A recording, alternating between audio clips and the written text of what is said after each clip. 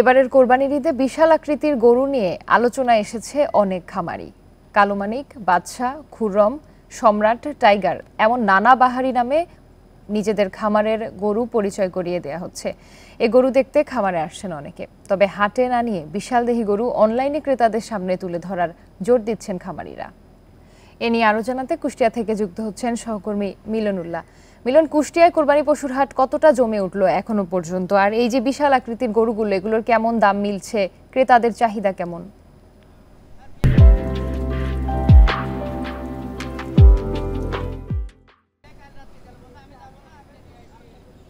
হ্যাঁ, আসলে যেমনটি বলছিলেন যে কুষ্টিয়ায় কিন্তু কুরবানির যে হাট সেটা কিন্তু এখন আসলে জমজমাটি বলা যায়। গত শনিবারে আমরা দেখেছি যে কুষ্টিয়ার সবচেয়ে বড় যে হাট আলামপুর হাট, সেই হাটে কিন্তু পর্যাপ্ত পরিমাণে গরু এবং ক্রেতা বিক্রেতা সবাই কিন্তু সেখানে উপস্থিতি লক্ষ্য করেছে এবং পাল্টাপাল্টি অভিযোগ যেমন প্রত্যেকবার থাকে, এইবারও সেরকম দাম নিয়ে কিন্তু পাল্টাপাল্টি অভিযোগ আছে। যারা বিক্রেতা তারা বলছে যে তাদের সঠিক পরিমাণে দাম পাচ্ছি না, কিন্তু যারা ক্রেতা তারা বলছে যে আসলে দামের মাত্রাটা অনেক বেশি। তো আসলে বড় গরুর বিষয়ে যেটা বলছিলেন, আমি এখন ঠিক সেই বাদশা মিয়ার সেই গরুর তার বাড়িতেই কিন্তু অবস্থান করছি, কুষ্টিয়ার মিরপুর উপজেলার আটি গ্রামে। এখানে কিন্তু আমি একটু দেখানোর চেষ্টা করছি যে এই যে টাইগার, সেই টাইগারটি কিন্তু আমার সামনেই দর্শকরা দেখতে পাচ্ছেন। এটি কিন্তু প্রায় 10 ফুট লম্বা এবং 6 ফুট উচ্চতার যে গরুটি, বিশাল আকৃতি, ছোটখাটো একটি মানে হাতির সাইজের এই গরুটি।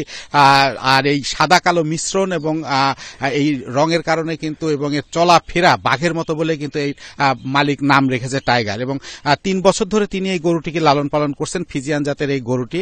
এবং তাদের সাথে কথা বলে যেটা জানিয়েছি যে পরিবারের যে সন্তানের মতো আদর যত্ন করে কিন্তু এই মালিক এই গরুটিকে লালন পালন করেছেন এবং এই হাটে কিন্তু তারা এই গরুটিকে নিতে চাচ্ছেন না, কারণ এই গরুর যে সাইজ এবং যে আবহাওয়া পরিস্থিতি, এতে কিন্তু তারা সাহস করছেন না যে গরুকে হাটে নিতে। যার কারণে কিন্তু বাড়িতেই অনলাইনে বা বিভিন্ন মিডিয়ার মাধ্যমে কিন্তু তারা প্রচারণা করে এই গরু বিক্রির জন্য তারা কিন্তু চেষ্টা করছেন।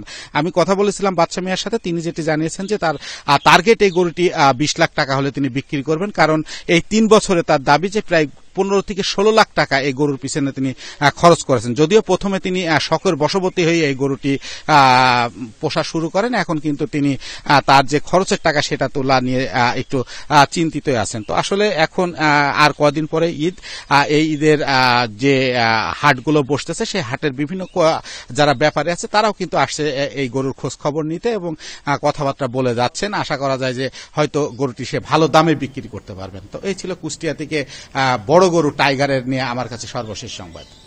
কুষ্টিয়া থেকে জানাচ্ছিলেন সহকর্মী মিলনুল্লাহ।